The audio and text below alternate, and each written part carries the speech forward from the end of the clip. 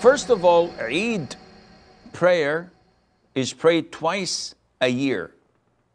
In the Eid of al-Fitr, which comes at the end of the month of Ramadan, and in Eid al-Hajj, which is on the 10th of the 12th month of the lunar year, the month of Dhul Hijjah. And the format of this prayer is the same. Is it mandatory? Is it a communal obligation? Is it a highly recommended sunnah? It's an issue of dispute among scholars. The most authentic opinion is that it is mandatory upon men and it is highly recommended for women. The format is that the Muslims go to an open ground known as al-musalla. It's an open plaza, open piece of land. Usually it's outside the skirts of the city or the town. And this is what the Prophet used to do, alayhi salatu wasalam. Therefore, praying it in masjids is not the right thing to do. So many Muslims all over the world pray it inside the masjid. But this is not the sunnah of the Prophet alayhi salatu wasalam. We know that praying in the masjid of Medina is equivalent to 1,000 prayers. Yet the Prophet ﷺ did never pray the Eid in his masjid. He used to take the congregation to al-Musalla, and they would pray in the open area, under the open sky. And the way to do this is to offer 2 rak'ahs, like normal rak'ahs. But the only difference is that in the first rak'ah, he offers 7 takbirs. And in the second rak'ah, he offers 5 takbirs. And the difference of opinion whether the 7 takbirs are included with takbiratul ihram or excluded.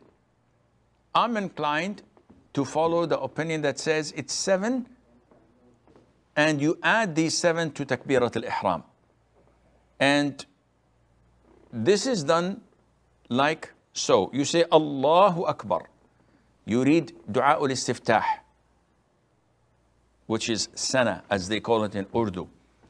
And then you make 7 takbirs. Allahu Akbar, Allahu Akbar. And the most authentic opinion that you raise your hands with every takbir. And after you finish the 7th one, you say A'udhu billahi minash shaitanir rajeem, Bismillah ar-Rahman ar-Rahim, and you read the Fatiha and Surah Al-A'la, Sabbih isma rabbika al-A'la afterwards. This is one of the surahs prescribed. And then you make your ruku', your 2 sujood, and you stand up saying Allahu Akbar, and then you recite 5 takbirs after that. So you say Allahu Akbar, raising your hands, and then you recite Fatiha, Surah, and you continue your prayer as usual. After the Imam finishes the prayer, he goes and delivers 1 speech. And this is an issue of dispute.